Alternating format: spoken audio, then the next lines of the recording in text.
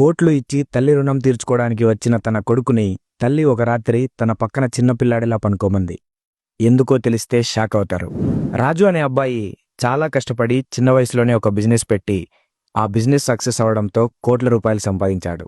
ఆ డబ్బుతో తన కన్నతల్లి రుణం తీర్చుకోవాలని చెప్పి ₹1,00,00,000, 7 వారాలకు సరిపడా బంగారు నగలు, పట్టుచీరలు ఇలా అన్ని వస్తువులు ఇచ్చి, ఇదిగో అమ్మా, నీకు కావలసినవన్నీ కొన్నాను, నువ్వు వీటిని తీసుకుంటే నేను నీ రుణం తీర్చుకున్నవాణ్ణవుతానని చెప్పాడు. దానికి వాళ్ళమ్మ చిన్న నవ్వు నవ్వి నాకు ఇవేం వద్దురా అని చెప్పి అక్కడి నుండి వెళ్ళిపోయింది. అయినా కొడుకు ఏమాత్రం వినలేదు. రోజు అదే మాటతో తల్లిని విసిగించాడు. చివరికి అతను పట్టుదల చూడలేక ఆ తల్లి ఒక వింతైన షరతు పెట్టింది. సరే నాయనా, నువ్వు నా రుణం తీర్చుకునేంత పట్టుదలగా ఉన్నావు కాబట్టి నేను అడిగింది చెయ్యి. ఈరోజు మీ నాన్న ఊర్లో ఉండరు కదా, రాత్రికి మన ఇద్దరమే ఉంటాం కాబట్టి నువ్వు చిన్నప్పుడులాగా వచ్చి నా పక్కన పడుకో, నా రుణం తీరిపోతుందంది.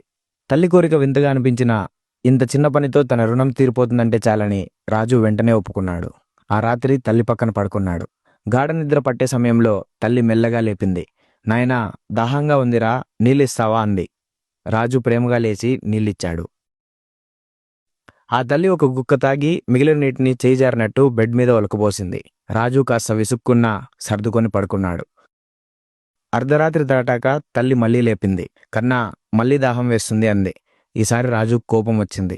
ఇప్పుడే కదా తాగావంటూ నీళ్లు తెచ్చిచ్చాడు. ఆమె మళ్లీ ఒక గుక్క తాగి మిగిలిన నీటిని బెడ్ మీద పోసేసింది. రాజు కోపంతో తల్లిని కసురుకొని అలాగే పడుకున్నాడు. తెల్లవారుజామున తల్లి మూడోసారి లేపడంతో రాజు సహనం నశించింది. ఏంటమ్మా ఇది, నన్ను నిద్రపోనివ్వవా, బెడ్ మొత్తం నాశనం చేశావని గట్టిగా అరిచాడు. అప్పుడు ఆ తల్లి ప్రశాంతంగా అంది. నాయనా, కేవలం నీళ్లతో బెడ్ తడిసినందుకు, ఒక్క రాత్రి నిద్రలేనందుకే నువ్వు ఇంతలా అరుస్తున్నావు. కానీ నువ్వు పసిపిల్లాడిలా ఉన్నప్పుడు రోజు మూత్రంతో బెడ్ మొత్తం తడిపేసేవాడివి. నేనెప్పుడూ చిరాకు పడలేదు. నువ్వు తడిపిన చోటు నేను పడుకొని నిన్ను పొడిగా ఉన్న చోట పడుకోబెట్టి లాలి పాడేదాన్ని. అలా కొన్ని సంవత్సరాలు చేశాను.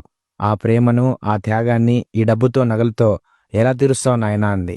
ఆ మాటలతో రాజు గుండెల్లో బాణాలు గుచ్చుకున్నాయి. తన తప్పు తెలుసుకొని తల్లి పాదాల మీద పడి వెక్కి వెక్కి ఏడ్చాడు. క్షమించమ్మా, తల్లి రుణం తీర్చడం ఈ సృష్టిలో అసాధ్యమని తెలిసిందని వేడుకున్నాడు. ఫ్రెండ్స్, అమ్మ అంటే ఆ దేవుడు మనకిచ్చిన వరం. ఆమె ప్రేమకు మనం వెలకట్టలేం. ఆమె త్యాగానికి రుణం తీర్చలేం. మనం చేయాల్సిందల్లా ఆమెను కంటికి రెప్పలా చూసుకోవడమే. ఈ స్టోరీ వింటున్నప్పుడు ఒక్క క్షణమైనా మీకు మీ అమ్మ గుర్తొచ్చి ఉంటే, ఆమె త్యాగం గుర్తొచ్చి ఉంటే దయచేసి కామెంట్స్లో ఒక్కసారి లవ్ యూ మామ్ అని కామెంట్ చేయండి. ఈ కథ మీ మనసును తాకితే ఈ వీడియోని తప్పకుండా లైక్ చేసి మీ ఫ్యామిలీ అండ్ ఫ్రెండ్స్ కూడా షేర్ చేయండి. Thank you so much.